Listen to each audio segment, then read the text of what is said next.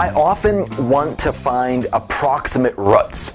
Well, here's the setup. I start with some nice function f. Nice might mean differentiable, maybe the derivative is continuous, a reasonable function. And then I want to find some input x so that the function evaluated at that input is equal to 0. Now, in practice, this is way too much to ask for. I'm not really going to be able to find some particular input x. I mean, I might not even be able to write down that input in any reasonable sense. But what I can ask for is I can find some x so that f of x is very close to 0, right? I mean, maybe I can't find it so that the output of the function is equal to 0, but maybe I can find an input so that the output there is really close to 0, really small. If you think back, we've already done this, right? If you remember this video where I used the intermediate value theorem, I was able to approximate a root of a function just by interrogating the function, evaluating it at a handful of points. Remember, it was that bisection trick. So in this example, it looks like the function evaluated at a is positive and the function evaluated at b is negative. This function looks like a reasonably nice function, looks continuous, so the intermediate value theorem applies, and that means in between a and b, there's some input where the function's output is 0. Now I can cut this interval in half, and if I look in the middle of the interval, the function's output there is positive, and that means just in between these two inputs, there must be some input where the function's output is 0. And then I could cut that in half again, and if I look at the input there, the output of the function is negative, and that means in between these two inputs, there must be some input, so the function's output is 0. And then I could cut that in half again, and if I look there, the function's output is positive, so I've got a negative output and a positive output. So in between, by the intermediate value theorem, there must be some input where the function's output is 0, and so on and so forth, right? I'm getting closer and closer to the point where the function's output is actually equal to 0. At least I can approximate it this way. The downside to this bisection method is just speed. It takes a really long time. So a different method, called Newton's method, is much faster than this bisection trick. Well, at least it's faster when it actually works. So what is Newton's method? What I'm trying to do is find the x-coordinate where the graph of this function crosses the x-axis, right? I want to know an input so that this function's output there is 0. And instead of marching in from either side using the intermediate value theorem, Newton's method has us just start by making a potentially bad guess. Here's my first guess. I'm going to call it x sub 0. And yeah, I mean, that's not a very good guess because the function's output is all the way up here, not that close to 0. But after I've made that first guess, Newton tells us to draw the tangent line to the curve through that point. So here's the tangent line to the curve through that point. And then my next guess will be wherever that tangent line crosses the x-axis. So here will be my next guess, x sub 1. And then I just hope that that next guess is better. But I could repeat the process, right? I could do the same game here.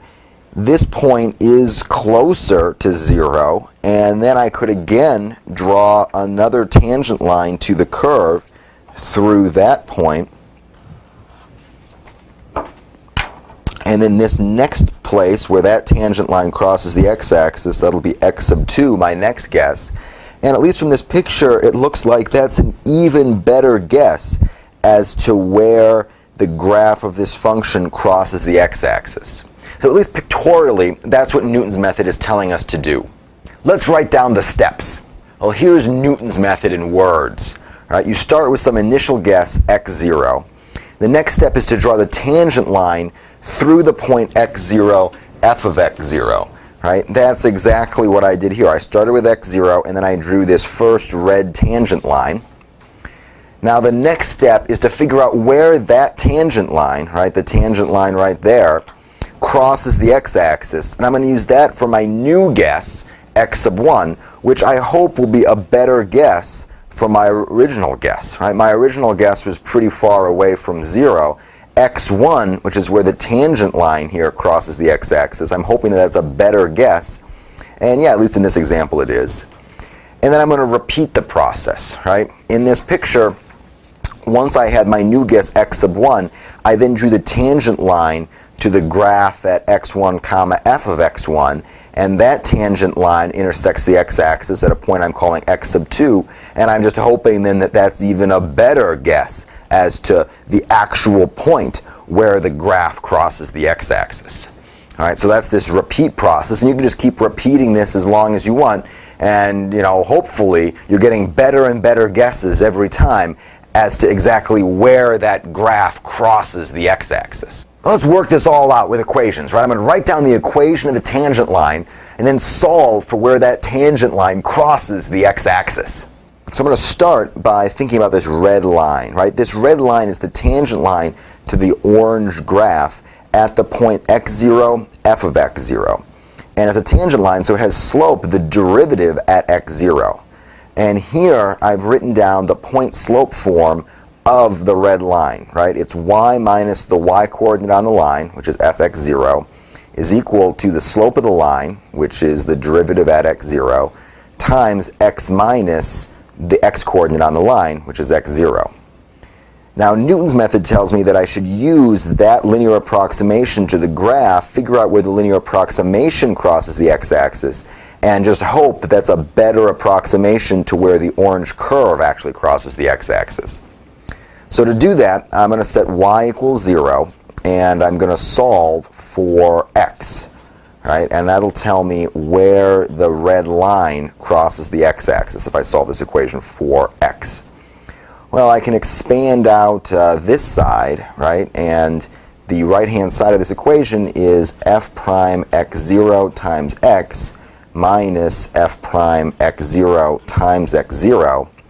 And I'm going to add f prime x0 times x0 to both sides. So the equation becomes f prime x0 times x0 minus f of x0 is equal to f prime x0 times x, right? I just added f prime of x0 times x0 to both sides, and the 0 here went away, right? So f prime x0 times x0 minus f of x0 is equal to this, f prime x0 times x. Now, assuming that the derivative is not equal to 0 at this point, I'm going to divide both sides by f prime x0.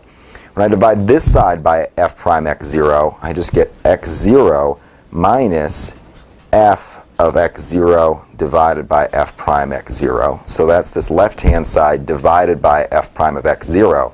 The f prime x0 here canceled, and the f x0 divided by f prime of x0 is what I got here.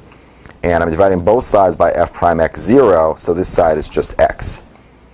So the x-coordinate where this red line crosses the x-axis is this. And I'm going to call this my new, hopefully improved guess, x sub 1. With this equation in hand, I can now write down the step-by-step process for Newton's method just using a formula. Now, here's the step-by-step process. I start with some initial guess, x sub 0, and then I'm drawing that tangent line to the graph at x0, f of x0, looking where that tangent line crosses the x-axis to get my new guess, right? And this is the formula we just computed. x1, my new guess, is x0 minus the function's value there divided by the function's derivative there. And with that new guess, I can then play the same game, drawing the tangent line to the graph at x1, f of x1, figuring out where that tangent line crosses the x-axis to get a newer guess, x sub 2. Same formula works for that. It's the old guess minus the function at the old guess divided by the derivative at the old guess to get my new guess. And I just keep playing this game over and over again, hoping that each iteration brings me closer to a place where the function's value is in fact 0. Let's just summarize the formula. So in summary, I could say that my new guess, which I'll call x sub n plus 1, is my old guess minus the function's value at my old guess divided by the function's derivative at my old guess. And I can just keep repeating this over and over again. When this works, right, when Newton's method actually succeeds, it works really well and it zooms in on that root really quickly. The problem is that I can't promise you that Newton's method will actually work.